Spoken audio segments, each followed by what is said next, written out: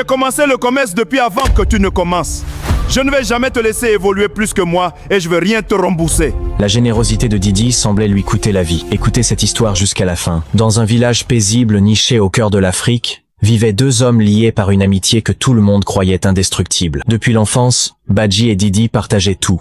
Leurs rêves, leurs secrets, leurs ambitions. Ensemble, ils avaient grandi dans la pauvreté, mais grâce au travail et à la persévérance, ils étaient devenus deux commerçants respectés. Badji tenait une boutique de matériaux de construction. On y trouvait du ciment, du fer, des tôles, et tout ce qu'il fallait pour bâtir des maisons solides. Didi, lui, vendait du riz, des pâtes, du sucre et toutes sortes de marchandises générales. Leur relation inspirait tout le village. On disait souvent, voilà deux frères que même le sang n'aurait pas pu rapprocher davantage. Mais comme le disent les anciens, le sourire de l'homme ne révèle pas toujours les pensées de son cœur. Un jour, Badji se retrouva dans le besoin. Son commerce n'avançait plus comme avant. Il voulait agrandir sa boutique, acheter de nouvelles marchandises et attirer plus de clients, mais il lui manquait l'argent nécessaire. Alors il se tourna vers son ami Didi. Sans hésiter, Didi lui prêta 20 millions de francs CFA. C'était une somme énorme, fruit de longues années de travail. Badji reçut l'argent, acheta des camions de matériaux et son commerce commença à prospérer. Les mois passèrent, puis une année, puis 2 années entières. Pourtant, Badji ne remboursa jamais l'argent. Didi, patient et confiant,